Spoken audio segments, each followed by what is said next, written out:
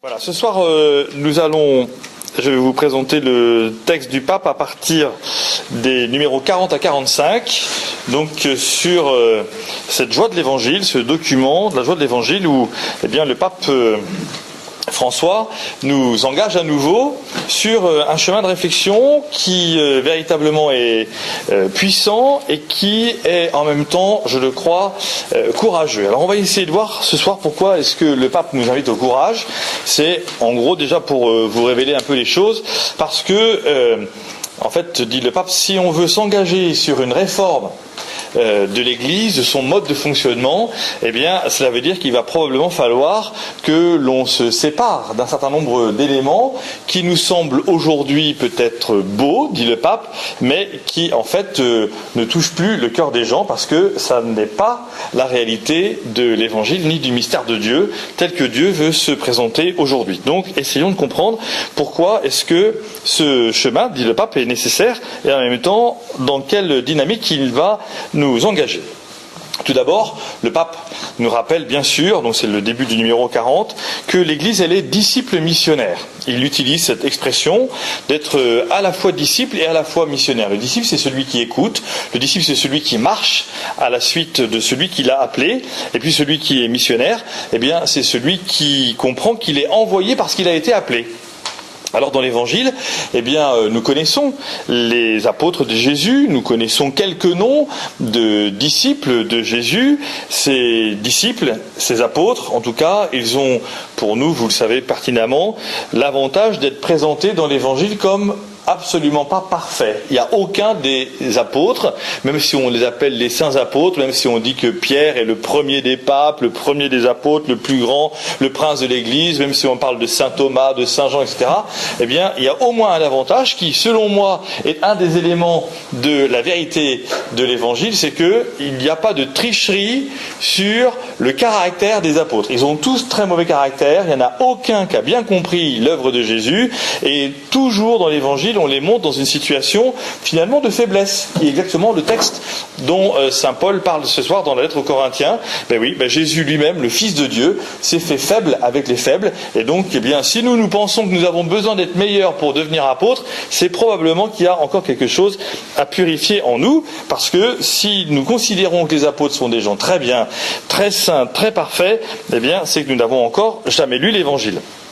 Donc, dans cette dynamique de l'Église disciple, effectivement, nous entendons aussi l'appel de Jésus qui nous envoie, le jour de sa résurrection, aller par toute la terre, annoncer la bonne nouvelle. Et moi, je suis avec vous tous les jours jusqu'à la fin du monde. Une Église missionnaire, cela veut dire une Église qui va dans des endroits où on n'est encore jamais allé. Ou bien on retourne dans des endroits qui sont nécessairement à purifier, à convertir, à changer, parce que les gens sont trop parfaitement inscrits dans une situation qui finalement n'invite plus à la conversion. Nous avons beaucoup de siècles de l'Église, les 20 siècles de l'Église montrent que le développement de l'Église n'est absolument pas linéaire, absolument pas tranquille, absolument pas serein même, et qu'il y a toujours eu des périodes compliquées, et que même finalement, ça a toujours été compliqué. On peut difficilement trouver une période de la vie de l'Église où on aurait pu bénéficier, par exemple, pendant 200 ans d'un régime favorable au niveau du monde entier, ou d'un continent, ou d'un pays, en faveur de l'Église catholique. Non, absolument pas. L'Église n'a jamais eu de période qui était une période sereine. Regardez, ne serait-ce que l'histoire de l'Église en France. L'histoire de l'Église en France, finalement, depuis 230 ans, si vous prenez la fin de la monarchie, entre la Révolution française, fin du XVIIIe siècle, les guerres napoléoniennes qui sont un véritable désastre humain et qui du coup bloquent l'humanité, la France entière dans cette dynamique missionnaire, et en même temps il y a des nouvelles congrégations religieuses au XIXe siècle qui sont absolument extraordinaires. Après vous arrivez à la 3e et 4e République avec les lois de séparation de l'Église et de l'État. Ensuite vous avez la fameuse Action française au début des années 20 et 30 qui est là encore particulièrement compliquée. Ensuite vous avez les questions dramatiques qui sont liées à la Seconde Guerre mondiale où on voit bien qu'il y a une relecture nécessaire de l'histoire, de l'engagement des catholiques laïque, de la collaboration, de la dénonciation des juifs, ou bien de la protection de certains. Bref, les choses sont compliquées. Vous avez ensuite, après le Concile Vatican II, un temps de crise important dans l'Église, mais qui est en même temps une crise de société. Bref, finalement, on ne peut pas dire, enfin je mets quiconque au défi de me dire, oui, la vie de l'Église c'est une vie sereine de gens dans un hamac. Bref. Voilà. Donc nous ne sommes pas dans un hamac, et notamment nous ne sommes pas dans un hamac pour une raison bien plus fondamentale que les soubresauts de l'histoire. C'est parce que lorsque nous écoutons la parole de Dieu, eh bien nous sommes forcément bouleversés par ce que Dieu nous dit et la manière dont il nous parle et ce que nous voulons mettre en œuvre dans notre cœur. Et c'est là que nous comprenons que c'est notre mission première. Lorsque Jésus nous dit « Allez dans le monde entier », eh bien, c'est pour dire quoi ? Eh bien, pour dire la parole de Dieu. Alors, c'est un enjeu tout à fait essentiel. Qu'est-ce que je vais dire de la parole de Dieu ? On pourrait se poser la question, je pourrais vous poser la question ce soir. Voilà, Anne-Cécile, imaginez que, comme par hasard, hein, vous êtes juste là, clac, clac. Voilà, je suis un gros païen, je vous ai vu sortir de la messe la semaine dernière, pendant que moi je sortais du bar, et vous sortez de l'église, et puis je vous dis, c'est quoi la parole de Dieu que vous avez entendue aujourd'hui ? Voilà, hein, aujourd'hui, voilà, ok, bon. Parfois, on peut être un peu coincé. Alors, on peut avoir une petite parole en réserve dans son cœur pour dire quelque chose, mais fondamentalement, voilà. Est-ce que nous écoutons la parole de Dieu de manière à ce qu'elle puisse nous provoquer sans cesse à la conversion ? Est-ce que nous comprenons que Dieu nous parle ? Est-ce que lorsque j'ouvre la Bible, j'entends que Dieu me parle et qu'il y a quelque chose ? Alors, à mettre en œuvre. Alors le pape dit que dans cette même écoute de la parole, eh bien, il y a des sciences qui permettent de lire la Bible. Ces grandes sciences, vous les connaissez, vous avez l'exégèse et la théologie. L'exégèse, c'est l'analyse des textes. Vous avez plusieurs manières d'analyser les textes. Vous avez une dimension, par exemple, qu'on va appeler historico-critique, qui va faire attention à l'histoire et à la critique autour de l'histoire. Par exemple, si vous prenez les 3 premières pages de la Bible, vous allez vous apercevoir, en faisant un tout petit peu attention au texte, que que le texte en lui-même n'est absolument pas linéaire. Puisque, par exemple, vous allez avoir la création du monde en 7 jours, jusque-là tout le monde est à peu près d'accord, et puis après vous avez un premier récit de la création de l'homme et de la femme, et immédiatement après vous avez un deuxième récit de la création de l'homme et de la femme. Vous dites, le mec il avait bu, qu'est-ce qui s'est passé, voilà, etc. Ben non, c'est qu'en fait le texte le plus ancien c'est le deuxième texte, et comme il y en a un nouveau qui a trouvé que sa manière à lui d'écrire était plus belle et plus inspirée par l'Esprit Saint, plutôt que de supprimer le texte le plus ancien, il s'est dit, bon, je vais me mettre quand même en premier, voilà, et puis ceux qui voudront lire la page 3, liront la page 3 en comprenant qu'il y a un autre texte qui raconte la même histoire, mais pas de la même manière. Eh bien, qu'est-ce qu'on sait aujourd'hui ? Grâce à l'exégèse, grâce à la méthode historico-critique, on sait qu'il y a un premier texte qui a été écrit par un groupe de personnes qui est plutôt dans la mouvance des 12 tribus d'Israël, et puis vous avez un deuxième texte qui est en fait qui est le texte le plus... Bon, je ne vous rentre pas dans ces détails-là. Et puis vous avez le deuxième texte qui est un texte plutôt sacerdotal, parce qu'il fallait absolument appuyer la construction du temple de Jérusalem et donc avoir une espèce de rituel autour de la création de l'homme et de la femme. Voilà. Et bien donc là, à l'intérieur de la lecture de la Bible, eh bien, on a plusieurs manières de lire la Bible. Vous allez avoir aussi, par exemple, des lectures bibliques, des exégèses, des travaux sur la Bible qui vont être plutôt de dire, est-ce que c'est allégorique ? Est-ce que ce sont des images qui nous sont données ? Et donc vous avez des gens qui vont lire la Bible et qui vont étudier la Bible à travers les images qui nous sont données. Et puis après vous allez avoir des types de lectures qui vont être des lectures par exemple tropologiques, qui vont être de dire quel enseignement moral je reçois de cette page de la Bible. Voilà, vous avez différentes manières de lire la Bible. Tout ça, c'est l'exégèse. Et tout ça, c'est pour justement que nous puissions dire il y a une multitude d'interprétations possibles, et cette multitude d'interprétations possibles n'est rendue possible que par l'Esprit Saint, c'est-à-dire l'Esprit de Dieu qui travaille dans notre cœur, qui travaille dans notre intelligence, qui travaille l'intelligence de l'Église et qui permet à chacun, du coup, de pouvoir comprendre un texte dans son fondement. Et puis bien sûr, vous avez la théologie. La théologie, c'est le fait de dire, est-ce qu'il y a une interprétation, par exemple, pour la compréhension des sacrements. Aujourd'hui, c'est un point tout à fait important. Par exemple, il y a une grande question en Occident sur la confirmation, le rapport de la Bible, comment est-ce que nous voyons les fondements de la confirmation, du sacrement de la confirmation dans la Bible. Voilà. Alors pourquoi est-ce qu'on pose cette question-là? Parce qu'en Orient, il n'y a jamais eu de séparation entre le baptême et la confirmation. Donc les enfants qui naissent et qui sont baptisés à 3 jours, au moment de leur baptême, en fait, ils reçoivent le baptême, la confirmation et la première communion. Comme ça, il n'y a pas de caté, on est tranquille, on s'emmerde pas, hein, et on est tranquille, et on n'est pas là, nous, en train de dire, en Occident, 8 ans caté, 9 ans 3/4 première communion, 10 ans 22 profession de foi, et barre-toi, parce que de toute façon, on a oublié la confirmation. Bon, bref. Voilà.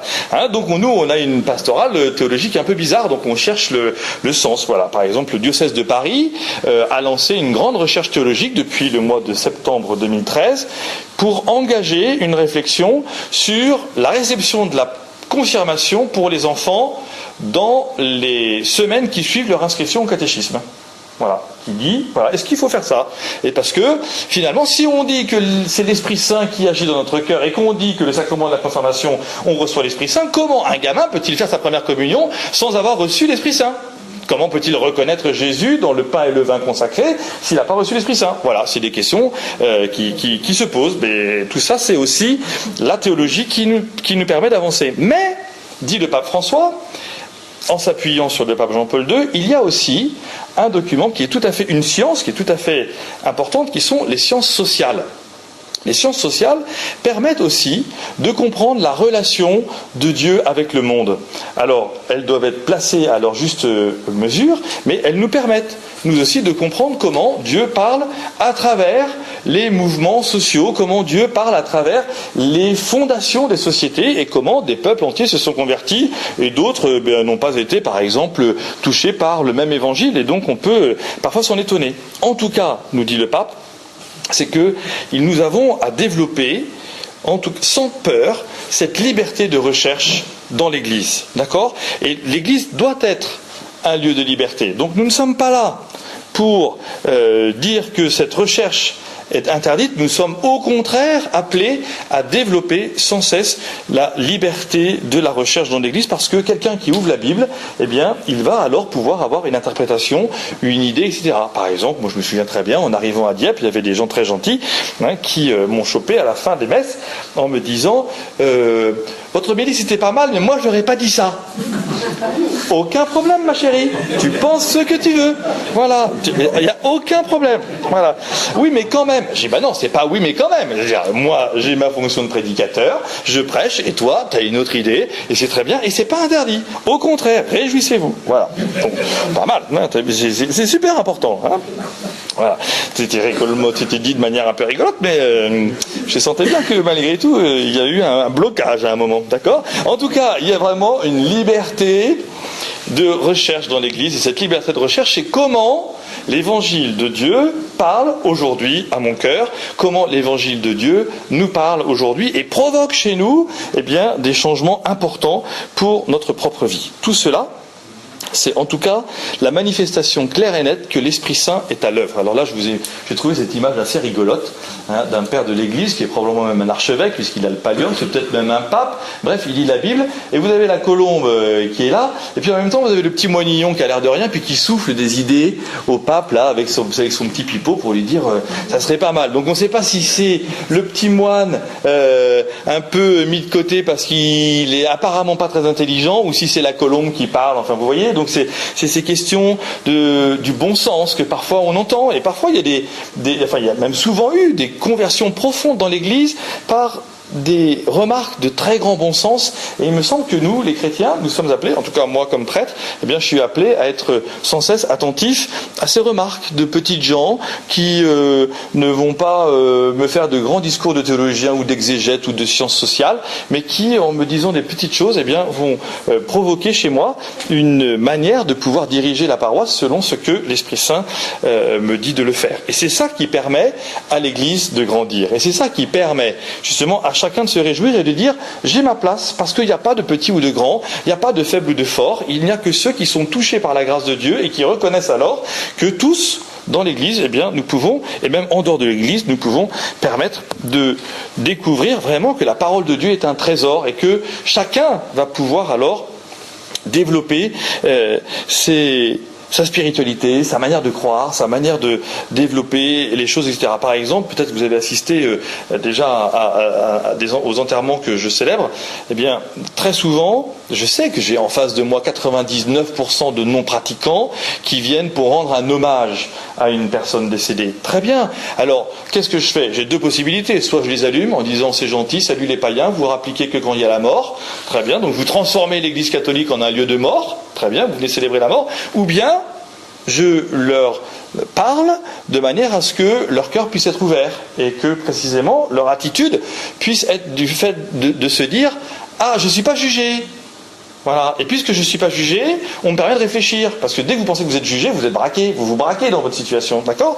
Et donc, voilà. Et donc, je dis aux gens, quelles que soient vos conditions, quelle que soit votre manière de réfléchir, de penser, de croire et de prier si vous priez, eh bien, vous êtes là aujourd'hui pour honorer la vie d'un homme ou d'une femme. Et nous ne sommes pas là rassemblés pour célébrer la mort, mais pour célébrer la vie. Vous voyez ? Eh bien, je sens qu'il y a une chape de plomb dans ces cas-là qui s'explose et qui part. Comme si elle n'avait jamais existé. Et que les gens, à nouveau, ils sont capables d'écouter dans une église, plutôt que de se dire, c'est le moment du sermon, ping, j'en ai pour 12 minutes, je m'arrête, je m'endors, je fais autre chose, je braque, je ferme mon cœur, voilà. Et donc, ça ne veut pas dire que ça marche à chaque fois, bien sûr, hein, mais ça veut dire qu'en tout cas, je pense qu'il y a des lieux, et à mon avis, par exemple, le lieu des funérailles est un lieu important où on a des choses à dire, et en tout cas, pas à faire la morale en gens, en leur disant, salut Marcel, t'as été baptisé à 3 jours, tu t'es marié à 25 ans, ça n'a pas été une réussite, la troisième fois qu'il vient dans ton église, c'est pour ta mort, est-ce que tu penses que Dieu se souvient de toi, hein? Voilà. Je dis ça parce que je l'ai déjà entendu, voilà, hein, de la part d'un curé qui tapait sur le cercueil, voilà, qui dit, hey, Marcel, 3 fois vous êtes venu dans l'église et aujourd'hui vous avez 92 ans, est-ce que vous pensez que Dieu se souvient de vous? Ça apaise, hein, voilà, là tout de suite on se dit quelle grâce, hein, voilà, c'est le grand mystère de la croissance de l'Église, hein, voilà, on est vraiment, ta parole est un trésor, oui, il y a des interprétations un peu particulières, hein. En tout cas, tout ça pour dire que forcément c'est dérangeant, parce que bien souvent nous avons une idée de la vérité de l'Église qui est monolithique. Et donc on dit, eh bien, c'est comme ça et pas autrement. Eh bien non. La richesse de l'Église, la beauté de l'Église, c'est justement dans le fait qu'elle n'est pas monolithique. Et que, alors ça serait plus simple. Et on voit bien qu'aujourd'hui nous sommes confrontés à une demande de la société qui nous dit est-ce que c'est vrai ou pas vrai? Vous avez un nombre incroyable de gens, hein, qui sont tout le temps en train de vous dire est-ce que j'ai le droit de faire ça ou pas? Est-ce que le carême des chrétiens c'est ça ou pas? Qu'est-ce que je peux manger pendant le carême? Oh là là, attention, l'Église catholique elle n'a aucun interdit alimentaire, donc ne limite pas notre vie chrétienne à des interdits alimentaires. Bon. Voilà. Et même pour la pensée, pour la richesse, pour la manière de vivre, voilà, vous allez avoir des gens qui, dans leur spiritualité, vont être des fans de Sainte Rita. Et puis il y en a d'autres qui vont être plutôt axés sur l'adoration eucharistique. Et puis vous en avez d'autres qui seront des fanatiques du chapelet. Et puis vous en avez d'autres qui seront des fanatiques du pèlerinage. Bref, tout ça, ce sont des modalités qui montrent que non, la foi de l'Église, la vie de l'Église n'est absolument pas monolithique. Et que quand on a voulu un peu trop cadrer les choses, eh bien, finalement, on a un peu resserré les cœurs et resserré la richesse de l'Esprit Saint. Il faut dire aussi que cette manière de concevoir l'Église un peu monolithique, elle est liée aujourd'hui à la grande réforme, à la grande contre-réforme catholique au moment de Luther et de Calvin, au Concile de Trente, où on s'est aperçu que eh bien, le schisme et l'hérésie de Luther et de Calvin étaient en train d'exploser le catholicisme. Et donc, au moment du Concile de Trente, on a réglé de manière vraiment assez carrée, un peu monolithique, mais en même temps très belle, avec des profondeurs théologiques très belles,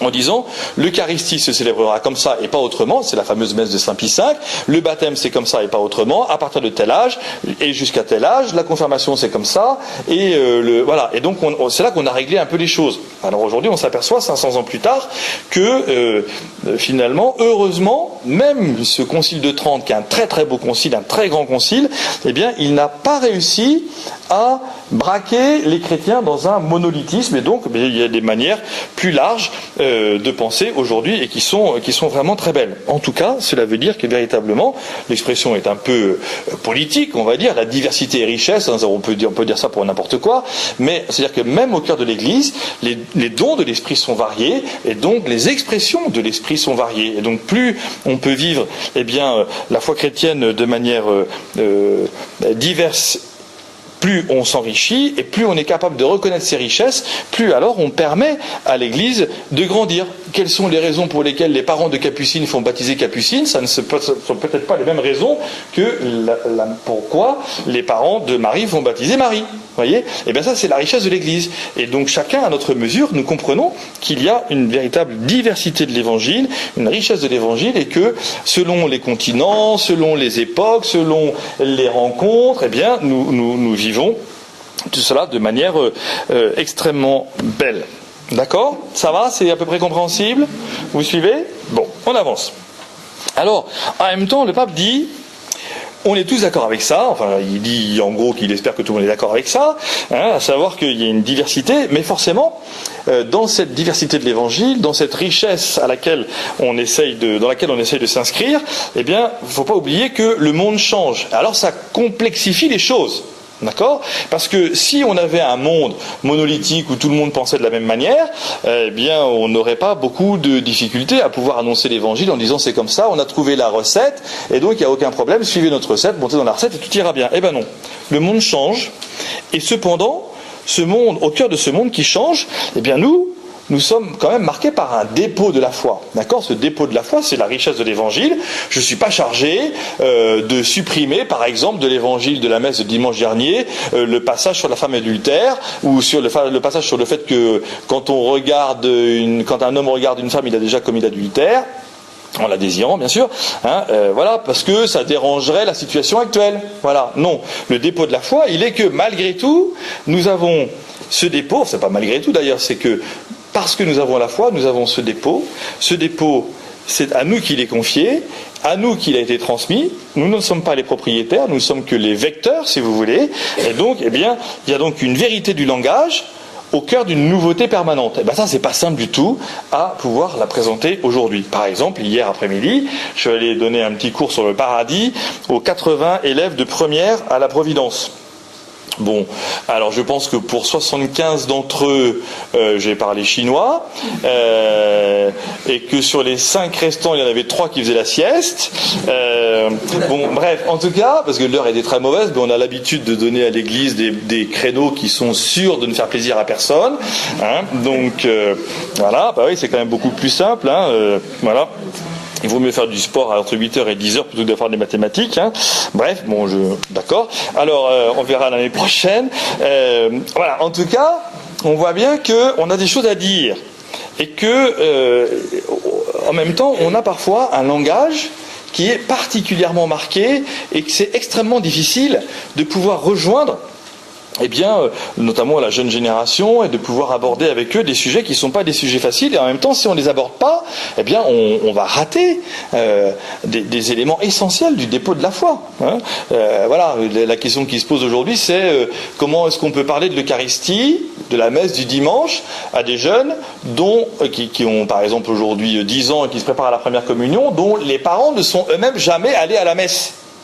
Vous voyez, quel langage va-t-on employer ? On va dire, c'est important le dimanche. Bah oui, le dimanche, moi je dors, ou bien automoto, je fais du vélo, je fais un tour au bord de la mer, mais il n'y a pas la messe. Vous voyez, le concept, il n'est pas du tout inscrit. Alors nous, on dit, ouais, mais la messe, c'est important. Bah oui, non, c'est pour toi que c'est important. Mais quel langage allons-nous employer pour que la nouveauté soit toujours là, que la permanence de l'évangile soit toujours là, et que ce soit pas pour nous une manière de perdre l'essentiel, et qu'on puisse en même temps rejoindre ceux qui aujourd'hui sont complètement étrangers. Alors c'est là que le pape glisse des choses qui sont importantes. Par exemple, il dit cette phrase très forte en disant que l'orthodoxie n'est pas toujours l'évangile. L'orthodoxie, ça veut dire la foi droite, d'accord? Orthodoxa, voilà. Hein, quand on est orthopédiste, c'est pour remettre les pieds droits. Quand on est ortho, je sais pas quoi, voilà, bon, c'est pour remettre les choses droites, d'accord? Donc l'orthodoxie, c'est pour remettre, eh bien, la foi droite ou pour garder la foi droite. Eh bien, le pape dit, parfois, notre orthodoxie n'est pas toujours l'évangile.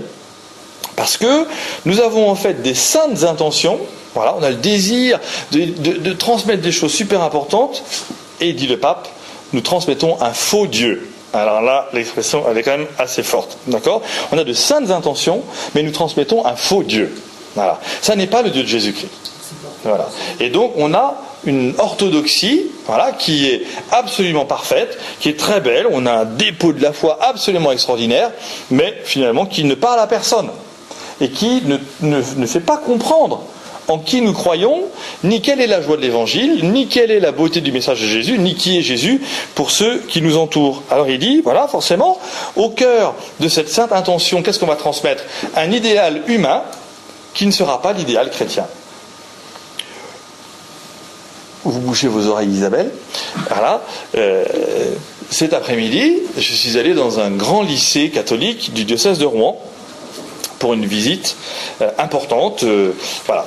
Et dans la rencontre avec les professeurs, tous les professeurs principaux de ce grand lycée, grande réputation, eh bien, mon rôle d'adjoint pour la pastorale dans le diocèse de Rouen, pour les écoles catholiques, c'est donc de vérifier qu'il y a une pastorale catholique au sein des établissements catholiques. Voilà. Eh bien, les professeurs principaux m'ont dit, ah non, nous, il n'y a rien. Alors, c'est intéressant, très bien, alors voilà, alors je lui dis, oula, faut pas que je me braque, voilà, donc qu'est-ce que, alors je dis, qu'est-ce que ça veut dire? Eh bien, ils me disent, nous, on a des valeurs humaines, et on transmet des valeurs humaines. Alors je leur ai dit, la politesse, ouvrir la porte, pas claquer sur un élève, pas jeter le pain, oui, tout ça. D'accord, mais c'est pas ça qui fait un lycée catholique. C'est pas ça qui fait un lycée catholique. Donc qu'est-ce qu'on attend? Qu'est-ce que vous pouvez faire? Ah ben nous, rien, m'ont-ils dit. Voilà.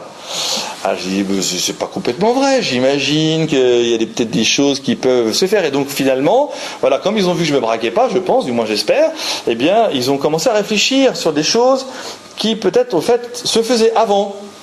Mais qu'avec le temps, ils avaient laissé couler parce que c'est plus simple de ne rien faire que de faire des choses. Voilà.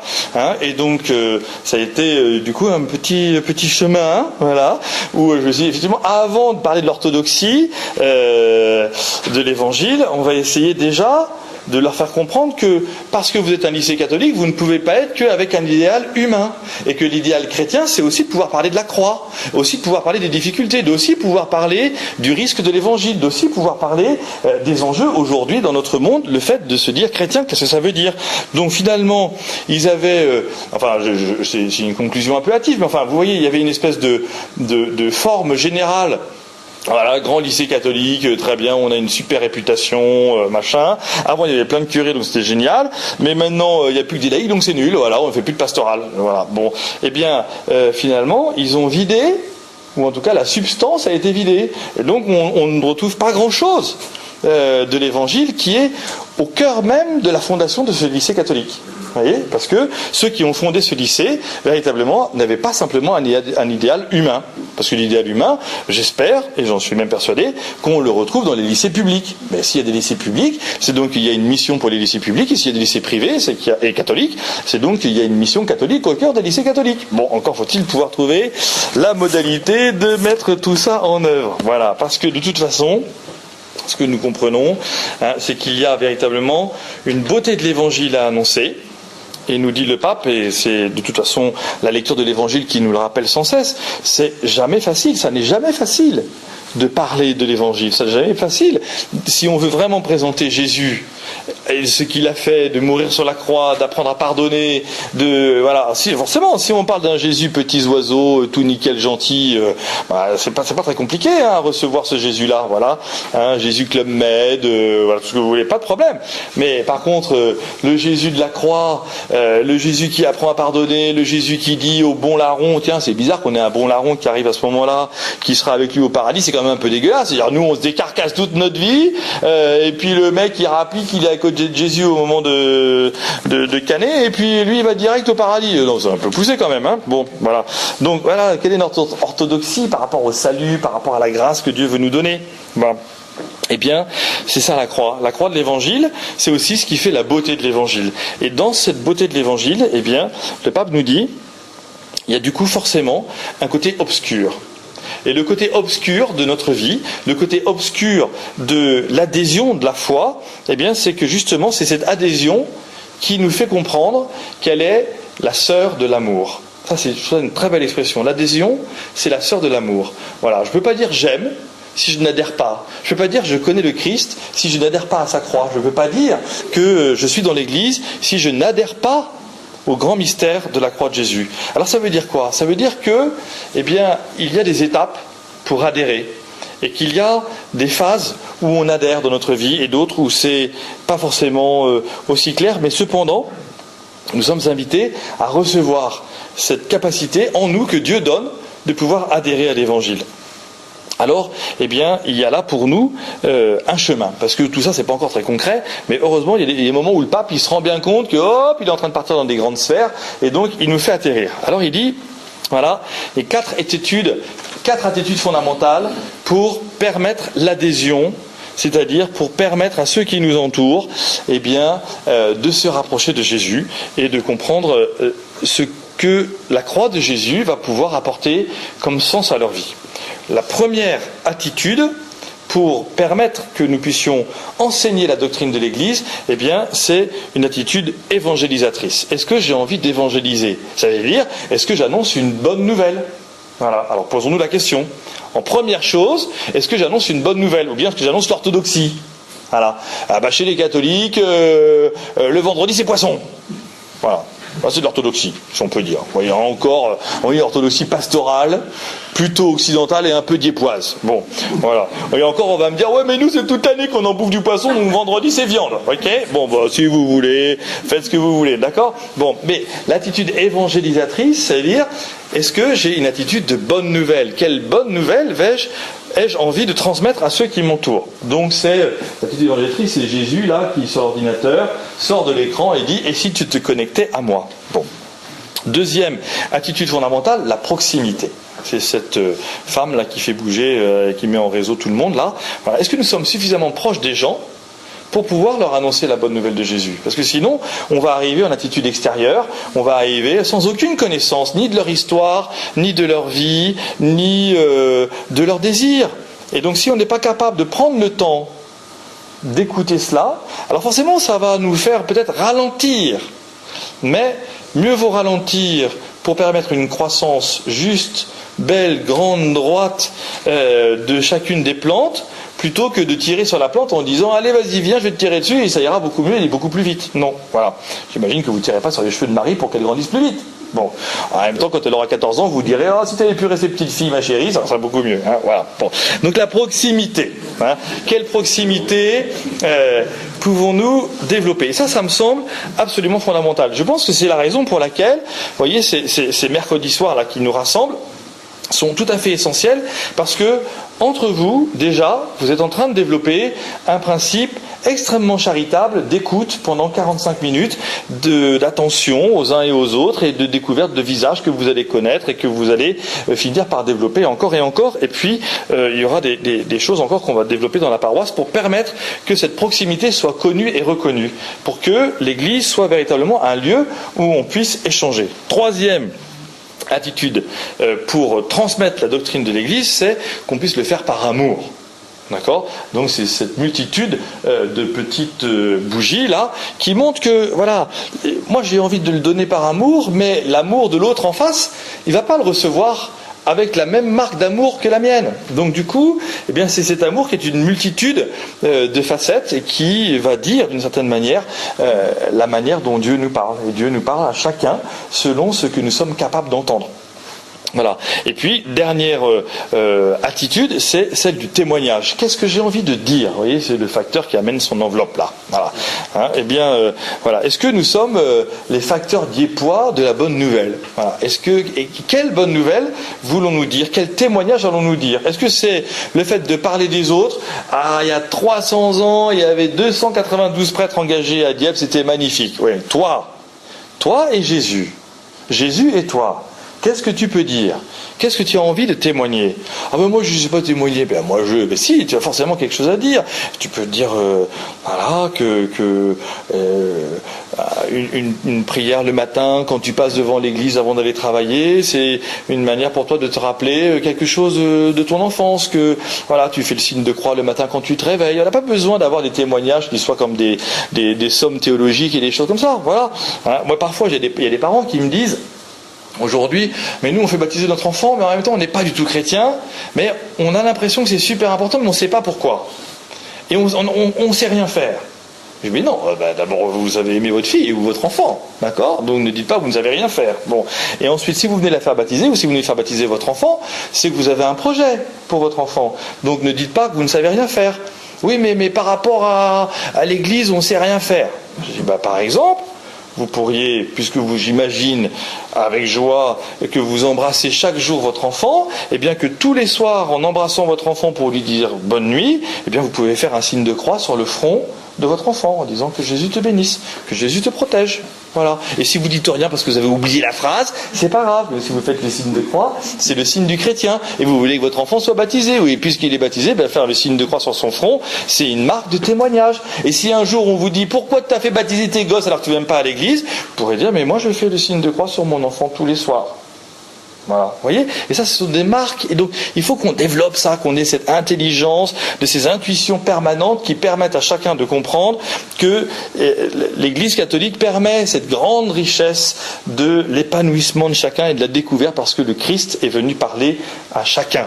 Alors, ceux qui ne voulaient pas, eh bien, il a commencé par les plus vieux, ils s'en allaient parce qu'ils connaissaient leurs péchés.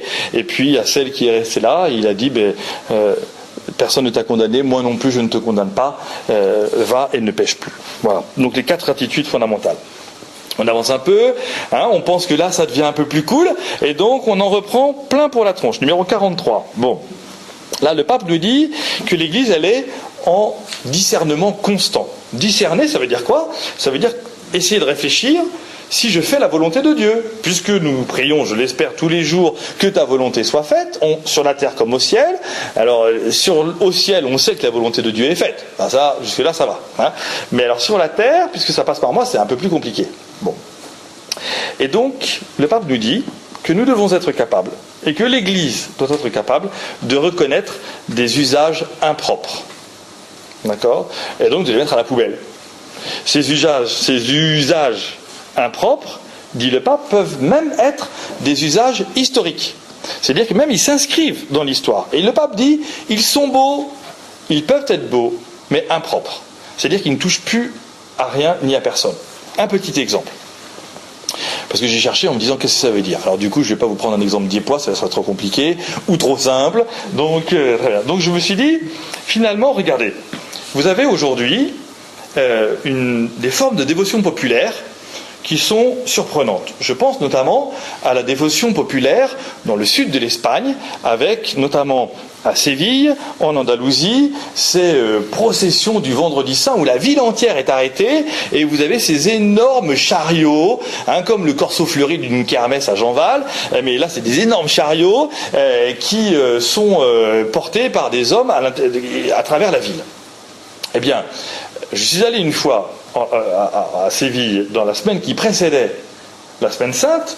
Eh bien, les hommes qui portent ces chariots sont maintenant partie intégrante d'associations spirituelles qui sont l'association des Marie-Madeleine, du Jésus en croix, de Judas, de Pilate, etc. Et ils sont formés tous les jours pendant des mois et des mois, non seulement à porter des haltères, parce que c'est quand même un peu lourd leur affaire, mais à rentrer dans un esprit de pénitence pour pouvoir porter ces chariots à dos d'homme, sur leurs épaules plutôt, pendant, je sais pas, toute une journée, ils sont invités à la conversion, à la confession, à jeûner, et ils ont des conférences spirituelles tous les jours dans le temps du carême qui leur permettent d'entrer véritablement dans la dimension spirituelle du chariot qu'ils vont porter, et que leur père portait il y a 30 ans encore, mais leur père ne savait pas pourquoi il le portait. Parce que leur père, il le portait de père en fils, et qu'on était de père en fils les porteurs de la station de Judas, de Pilate et Jésus. Eh bien, il y a du coup eu effectivement un usage impropre, un usage qui était devenu impropre et qui a été converti, qui a été transformé pour que les choses puissent se faire. Par exemple, un autre usage impropre, ou en tout cas un usage qu'on a supprimé, qui peut être intéressant à réfléchir. Il y a encore pas très très longtemps, eh bien, par exemple, vous aviez l'après-midi des professions de foi, les vêpres du profession de foi, où la moitié de la population arrivait bourrée, et l'autre moitié n'arrivait pas. Bon. Et là, vous aviez des gamins qu'on rafistolait rapidos pour des vêpres. Voilà. On a supprimé ça. Pourquoi ? Parce que probablement l'idée de départ dans un temps d'action de grâce, eh bien, était beau et nécessaire, et où finalement, eh bien, au fur et à mesure, l'usage est devenu complètement décalé par rapport à ce que la société vivait dans ses rapports à la profession de foi. Ben, c'est plus simple de supprimer un élément qui est quasiment scandaleux plutôt que de le garder en disant on l'a toujours fait. Vous voyez ? Voilà, ça ce sont des usages impropres. Donc voilà. Alors le pape nous dit, n'ayons pas peur de les revoir. N'ayons pas peur de réviser ces usages, et même si ce sont des usages importants, nous devons les revoir. Parce que, eh bien, nous sommes appelés sans cesse, selon ce que dit saint Thomas d'Aquin, eh bien, à réviser ces normes et ces préceptes ecclésiaux. D'accord ? Donc on n'est pas là pour réviser les préceptes de Jésus, mais pour réviser les préceptes ecclésiaux. Il y a des choses qu'on faisait il y a quelques siècles en Gaule ou en France ou dans le royaume de France qu'on ne fait plus aujourd'hui. Il y a des choses qu'on fait aujourd'hui qui sont nouvelles et qui n'existaient pas parce qu'elles n'avaient pas besoin d'exister. Et voilà, je ne suis pas sûr qu'il y ait beaucoup de curés qui, avant le Concile Vatican II, faisaient une Saint-Valentin dans l'église. Voilà, vous voyez, par exemple. Bon, hein. Mais voilà, en même temps, il y a des choses qui sont... voilà, il faut inventer des choses nouvelles pour permettre que, justement, eh bien, le nom de Jésus puisse être transmis de manière belle et grande. Et c'est là que le pape nous rappelle que les préceptes du Christ sont peu nombreux, mais que saint Augustin, quelques siècles avant saint Thomas, disait que l'enjeu était de ne pas alourdir la vie aux fidèles. D'accord ? Donc comment les fidèles de Jésus aujourd'hui, comment les baptisés, vivent-ils leur vie chrétienne aujourd'hui ? Est-ce que c'est une vie lourde ? Est-ce que c'est une vie engageante, contraignante, fatigante ? Ou bien est-ce que je suis chrétien ? Et tout cela, est-ce que c'est léger ou non ? Est-ce que ça me permet de m'avancer et d'être comme un petit enfant, d'être capable de me jeter dans les bras de Jésus en disant, mais voilà, Seigneur, tu me connais et je suis qui je suis, et voilà l'enjeu. Parce que l'enjeu, c'est véritablement, nous dit le pape, de reconnaître que la religion n'est pas un esclavage. Et que l'on ne devient pas chrétien pour devenir esclave d'une situation dans laquelle finalement, eh bien, je ne suis pas libre. Et c'est là, une fois encore, dit le pape, que la miséricorde de Dieu est appelée à être manifestée largement et sans cesse. La miséricorde de Dieu, dit le pape, rend l'homme libre. D'accord ? Donc ce pardon de Dieu. Est-ce que nous sommes capables, nous, comme chrétiens, de transmettre ce message de miséricorde ? Comment parlons-nous du pardon de Dieu à tous les hommes ? Comment parlons-nous du pardon de Dieu à un homme ? Quand on voit un homme qui nous dit « je ne suis pas digne, je ne suis pas assez bien pour entrer dans l'église », on ne va pas lui dire « ben non, allez, c'est pas grave ». Qu'est-ce qu'on va lui dire ? Quel témoignage de notre propre pardon allons-nous donner ? Quelle force allons-nous pouvoir dire justement pour que ce soit une bonne nouvelle qui puisse lui être adressée ? Voilà, le pape le dit, c'est d'une terrible actualité qui se ressent jusque dans la prédication. Vous vous souvenez de la prédication de la semaine dernière, déjà, voyez ? Donc, la prédication, c'est essentiel. La prédication, c'est pas lié au prêtre, c'est le fait que dès que moi je parle, en parlant au nom de Jésus, je suis un prédicateur. D'accord ? Donc, voilà, qu'est-ce que je vais dire de Jésus ? Voilà la terrible actualité. La terrible actualité, c'est que les gens ne croient pas que Dieu puisse les pardonner. Les gens, finalement, pensent qu'ils sont enfermés. dans une situation et que rien, jamais ne changera. Ils pensent qu'ils sont prisonniers. Voilà, il y a des exemples qui sont extrêmement nombreux et absolument dramatiques. Eh bien, comment faisons-nous pour être, nous, les acteurs de cette miséricorde? Alors, le pape, du coup, rentre encore un peu plus concrètement dans un sujet tout à fait délicat. Attention, il est 10h02, ça devient encore un peu compliqué. Il y a quelques paragraphes dans le catéchisme de l'Église catholique, qui est forcément votre livre de chevet avec la Bible, eh bien, des sujets qui sont tout à fait importants. Et notamment, le numéro 1735, eh bien, dit ceci. L'imputabilité et la responsabilité d'une action peuvent être diminuées, voire supprimées, par l'ignorance, l'inadvertance, la violence, la crainte, les habitudes, les affections immodérées et d'autres facteurs psychiques ou sociaux. Tout va bien, d'accord ? Qu'est-ce que ça veut dire ? C'est-à-dire que trop souvent, nous oublions les degrés de responsabilité de la personne. Et quand nous nous trouvons face à des personnes qui sont dans des situations où elles-mêmes se jugent en disant « je suis responsable de mon divorce, je suis responsable du fait que mes enfants, alors que je les ai baptisés, il n'y en a aucun qui va à l'église, ils ne sont pas mariés à l'église, ils n'en ont rien à faire, ils n'ont même pas fait baptiser leurs petits-enfants, c'est de ma faute ». Eh bien, il faut qu'on puisse réfléchir, alors à ce moment-là, sur cette question de l'imputabilité et de la responsabilité. Non, attention, tout n'est pas aussi clair. Et donc, dans l'acte moral, dans l'acte qui engage la personne, eh bien, nous devons en permanence réfléchir et faire réfléchir les gens sur cette question de l'imputabilité. Est-ce que je peux t'imputer le fait, toi, grand-mère, que tes petits-enfants ne soient pas baptisés ? C'est de ma faute. Non, c'est pas de ta faute. Les choses sont plus complexes que ça. Eh bien, voilà. Est-ce que on est responsable de ces actions ou pas ? Voilà. Eh bien, parfois, il arrive que, en fonction de l'ignorance, de l'inadvertance, la violence, la crainte, les habitudes, finalement, même un acte qui serait moralement répréhensible, eh bien, ne peut pas être imputé à la personne. D'accord ? Ça, c'est fondamental dans l'évangélisation, c'est fondamental dans le regard que nous portons sur les gens. Parce que, trop souvent, les gens pensent que les catholiques les jugent. Eh bien, il faudrait que nous arrivions à ce que les gens puissent penser que les catholiques les aiment. Et quand on aura réussi à transformer cette relation des catholiques avec le monde, qui n'est pas dans une relation de jugement, de condamnation, t'as le droit, t'as pas le droit, c'est ça, c'est ci, eh bien, alors on pourra à nouveau parler de l'évangile de Jésus-Christ, ou bien l'évangile de Jésus-Christ, à nouveau, sera audible dans notre société. D'accord ? Et donc, trop souvent, nous-mêmes, catholiques, nous nous faisons enfermer dans des situations où on va nous demander ce qui est bien ou ce qui n'est pas bien. Il faut que j'avance un petit peu. Eh bien, c'est là que nous devons, nous dit le pape, être en permanence dans cette double mission, à la fois d'être miséricordieux et patient. Alors, eh bien, pour monter, pour gravir l'Everest, eh bien, il faudra d'abord peut-être commencer par une petite colline ou simplement apprendre à marcher sur du plat. Voilà. Et comment est-ce que nous permettons aux gens, eh bien, de grandir, et comment est-ce qu'on permet à ces personnes de grandir jour après jour. Voilà les étapes. Et donc là où c'est notamment le plus important, nous dit le pape, ce sont dans les chambres de torture.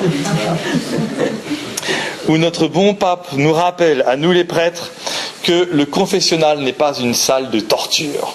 D'accord. Et que tant qu'effectivement que le confessionnal ne sera pas reconnu par chacun comme le lieu de la miséricorde où le prêtre stimulera pour le bien, alors, effectivement, nous serons dans une imputabilité permanente auprès de tous ceux que nous rencontrons. Tandis que si nous parvenons à faire comprendre qu'au contraire, eh bien, nous sommes invités à permettre à chacun d'entrer dans le combat des petits pas, alors l'amour de Dieu pourra grandir de manière puissante dans chacune de nos vies. Mais tant que nous sommes compris, présentés, et tant que trop souvent encore nous sommes dans cette attitude de condamnation, de jugement, sans appel.